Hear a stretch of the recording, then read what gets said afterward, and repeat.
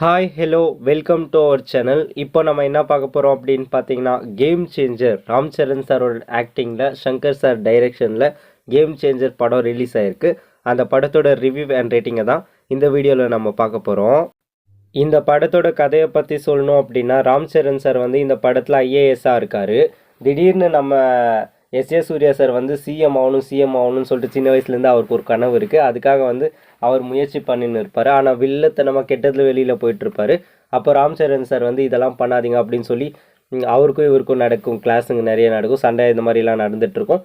அப்போ திடீர்னு வந்து சிஎம் சார் வந்து கொண்டுட்டு எஸ் சூர்யா சார் வந்து சிஎம்னு அனௌன்ஸ் பண்ணிடுறாங்க. அப்போ ஐஏஎஸ்ஸாக இருக்க நம்ம ராம் சரண் சார் என்ன பண்ணுவார் அப்படின்னா, இல்லை இந்த எலெக்ஷன் வேணாம், இதுக்கப்புறம் திரும்பி எலெக்ஷன் வைக்கலாம் அப்படின்னு சொல்லிட்டு ஒரு அனௌன்ஸை போட்டுறாங்க. அப்போ வந்து இருக்கிற பணம்லாம் கொடுத்து எல்லாரையும் வந்து ஓட்டு வாங்கலான்னு சொல்லி எஸ் சூர்யா சார் வந்து ட்ரை பண்ணியிருப்பார். அதெல்லாம் எப்படி தடுத்தார்? எலெக்ஷனில் யார் ஜெயித்தாங்க? உண்மையாக நேர்மையாக எலெக்ஷன் நடந்ததா? அவர் நடத்தினாரா? அதுக்கு குறுக்க வந்த எல்லாரையும் எப்படிலாம் சமாளித்தார் அப்படின்றது தான் இந்த படத்தோட கதை.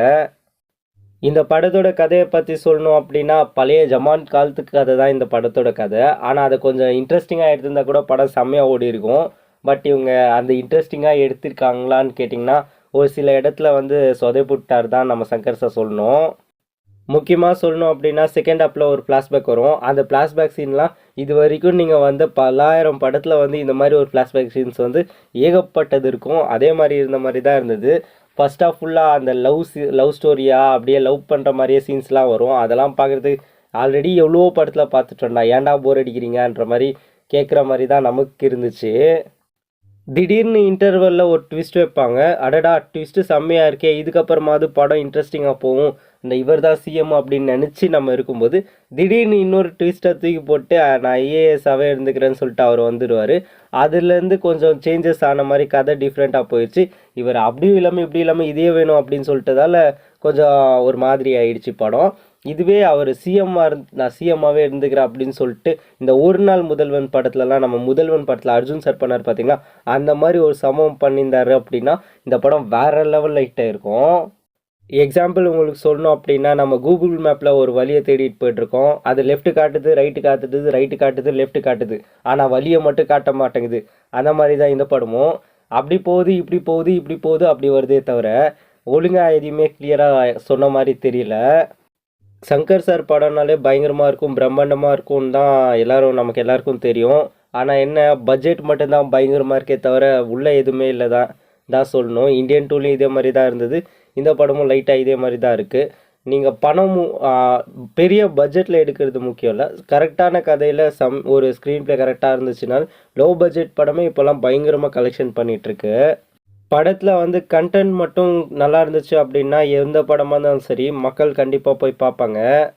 இந்த படத்தில் நடித்த ஆக்டர்ஸை மட்டும் நம்ம குறை சொல்ல முடியாது. முக்கியமாக ராம் சரண் சார், அவர் கொடுத்த கேரக்டர் வந்து சூப்பராகவே பண்ணியிருந்தார், ரொம்ப சூப்பராக பண்ணியிருந்தார். இன்னும் சொல்லணும் அப்படின்னா, ஃபர்ஸ்ட் ஹாப்பில் ஒரு டிராஃபிக் கிட்ட ஒரு டான்ஸ் சீன்ஸ் வரும். அந்த டான்ஸில் வந்து சூப்பராக ஆடி இருப்பார். ஆல்ரெடி ஒரு பயங்கரமாக டான்ஸ் ஆடுவார். அது மட்டும் இல்லாமல் செகண்ட் ஹாப்பில் வந்து ஃப்ளாஷ்பேக் போர்ஷன்ஸில் திக்ரவாய் மாதிரி ஒரு கேரக்டர் பண்ணியிருப்பார், அதுலேயும் சூப்பராக பண்ணியிருப்பார். கிளைமேக்ஸ் கொஞ்சம் முன்னாடி வந்து அவரோட மதரோட செருப்பை கையில் பிடிச்சிட்டு அழுகுற மாதிரி சீன்ஸ்லாம் வரும். அவருக்கு இருக்க ஃபேன் பேஸ்க்கும் அவருக்கு இருக்க பணத்துக்கும் அந்த சீனெல்லாம் வைக்காதீங்க, அந்த மாதிரி சீன்லாம் வேணாம் அப்படின்னு சொல்லிட்டு வேறு சீன் எதாவது வச்சுருக்கலாம். ஆனாலும் அவர் செருப்பை பிடிச்சிட்டு அழுகுற சீன்லாம் அது பார்க்குறதுக்கு வந்து சூப்பராக இருந்தது. இப்படி கூட அவர் நடிப்பாரான்ற மாதிரி தான் நமக்கு இந்த படத்தை பார்த்ததும் தெரிஞ்சது. சூப்பர். ராம் சரண் சார் வந்து ஆக்டிங்கில் செம்மையாக பர்ஃபார்மன்ஸ் பண்ணிட்டார். இந்த படத்தில் ராம் சரண் சார் மட்டும் இல்லை, எஸ் சூர்யா சாரும் நடிச்சிருக்காரு. அவரும் அவரோட பர்ஃபார்மன்ஸில் சூப்பராக பண்ணிட்டாரு.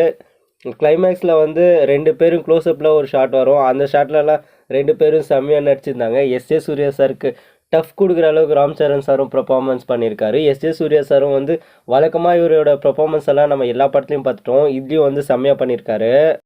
ஓவராலாக இந்த படத்தை பற்றி சொல்லணும் அப்படின்னா, உங்களுக்கு வந்து Ram Charan sir, S Surya sir இவங்க 2 பேரோட காம்பினேஷனில் ஒரு பயங்கரமான ஒரு ஆக்டிங்கில் ஒரு படம் பார்க்கணும் அப்படின்னு நினச்சிங்கன்னா இந்த படத்தை நீங்கள் தாராளமாக ட்ரை பண்ணுங்கள்.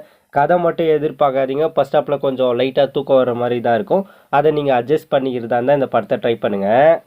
உங்களுக்கு இந்த வீடியோ பிடிச்சிருந்துச்சு அப்படின்னா லைக் பண்ணுங்கள், ஷேர் பண்ணுங்கள், கமெண்ட் பண்ணுங்கள். இதே மாதிரி cinema updates, movie reviews, web series reviews, இதை பற்றி ஆனிமி ரிவ்யூஸ், இதை பற்றிலாம் நீங்கள் தெரிஞ்சுக்கணும் அப்படின்னு நினச்சிங்கன்னா இந்த சேனலை வந்து மறக்காமல் சப்ஸ்கிரைப் பண்ணுங்கள். இதே மாதிரி ஒரு நல்ல வீடியோவில் மீண்டும் சந்திப்போம். அதுவரை உங்களிடம் இருந்து விடை பெறுவது நான் உங்கள் மணி.